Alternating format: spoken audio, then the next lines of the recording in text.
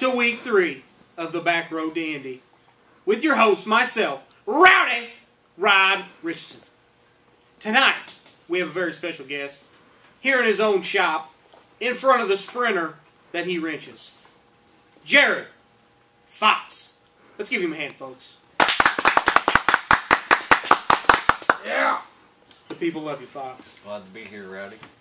I'm glad you are here. I'm glad you stopped by, took some time out of your busy schedule for maintenance in the 7 car here. Let's just start out. How did you get your start in racing? I know you come from a racing pedigree, from the Galen Fox loins. I mean, is where you come from. Just how did you get your start? Well, I'd say it started out in my front yard in Galen Fox in a 56 mini Indy car. Mini Indy car? Yep. Wow. This guy, we're talking about the Backroads to Indy, he's already been there. Jared, after the mini Indy car, where did you go? Well, you know, the mini Indy car, it only turned right. It was just left rear wheel drive. So that kind of screwed me up for a couple of years, you know.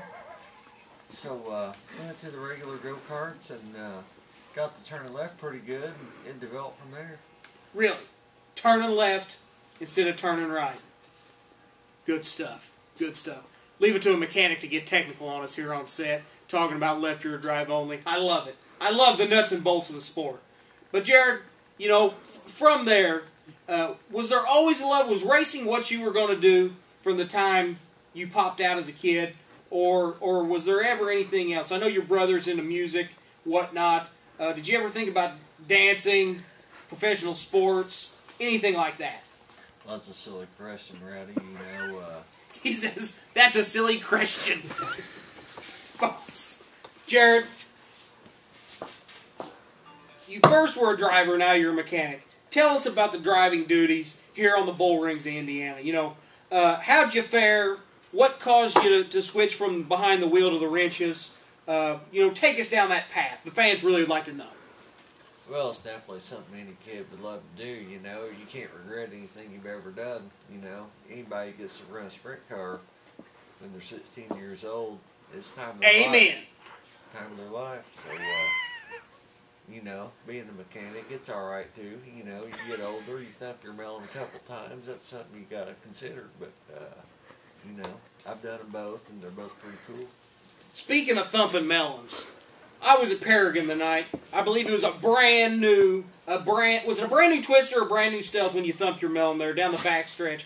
Hopped a wheel, upside down. Your head hit the dirt. You got out of the ambulance in your underwear. It was a brutal scene. Tell us a little bit about it.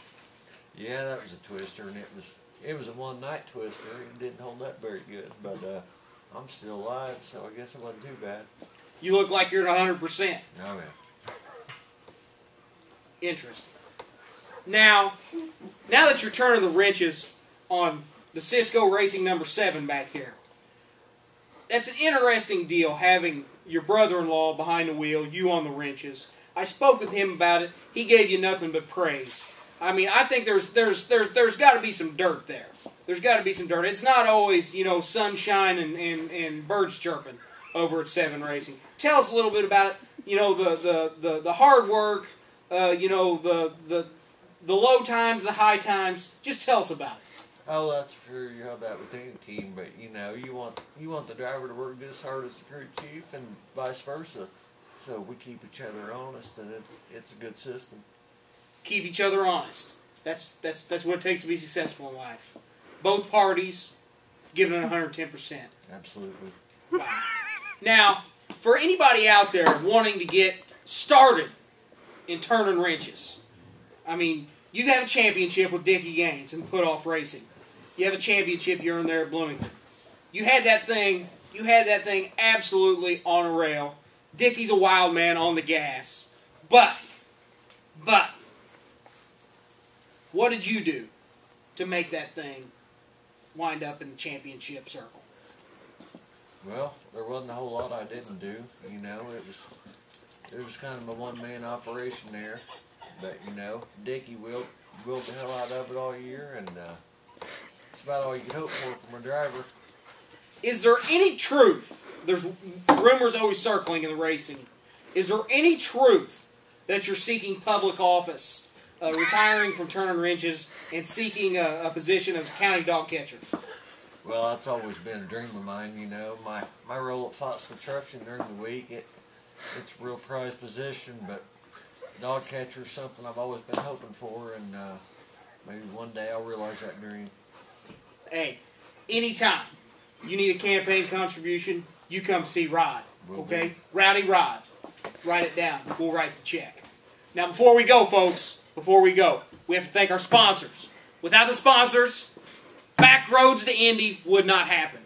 Rowdy Rod would be flipping burgers. TP Wings. Sprint Martin. IndyCar. Ladies and gentlemen, they make it happen. Let's have a round of applause for tonight's guest, Jared Fox. And now, signing off, Rowdy Rod Richardson. See you next time on Backroad to Indy.